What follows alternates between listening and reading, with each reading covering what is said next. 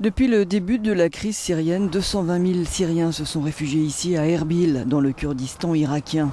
Rejoints ces derniers mois par 2 millions d'Irakiens fuyant les djihadistes. La moitié de tous ces réfugiés sont des enfants. L'UNICEF a déclaré 2014 année dévastatrice pour des millions d'enfants pris au piège de conflits à travers le monde et parmi eux, ces petits Syriens de moins de 5 ans. Déplacés en Irak, ils ont grandi avec comme seul repère la guerre, la violence et l'exil, perdant tout sentiment de normalité. Ce qui pour nous est une situation de crise, pour eux c'est normal, explique ce représentant de l'UNICEF. Pour eux, ce qui est étrange, c'est la vie normale. Ce que l'UNICEF et ses partenaires cherchent à faire, c'est créer une vie normale. Un camp ne sera jamais une maison. Mais si ces enfants peuvent avoir des endroits où jouer, aller à l'école, s'ils peuvent être avec leurs amis, leur famille, et simplement être en sécurité, ça les aidera pour continuer à grandir.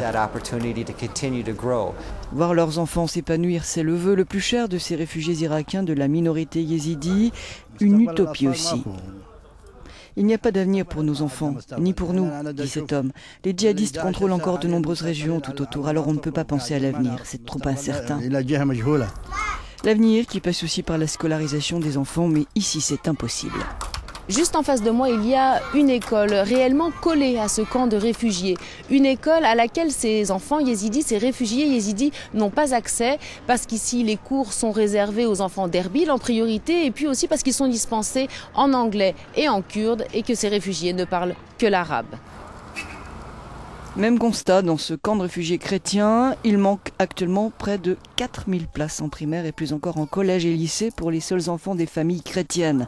Sans école et loin de chez eux, les journées sont longues pour ces enfants déracinés et les activités dispensées par les ONG ne suffisent pas à égayer leur quotidien. Avant, on avait notre dignité, notre maison, notre école. À Bashika, c'était pas comme ici. Ici, on n'a rien du tout.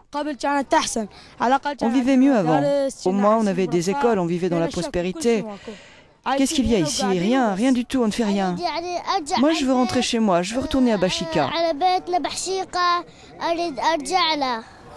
Lueur d'espoir en cette période de fête. La première école en préfabriqué a ouvert le 11 décembre dernier dans le quartier chrétien d'Ankawa à Erbil. Un bâtiment qui fait partie d'un programme d'aide aux réfugiés mené par l'aide à l'église en détresse. Au total, 8 écoles réparties entre Ankawa et la ville de Daouk doivent être installées et opérationnelles d'ici fin janvier.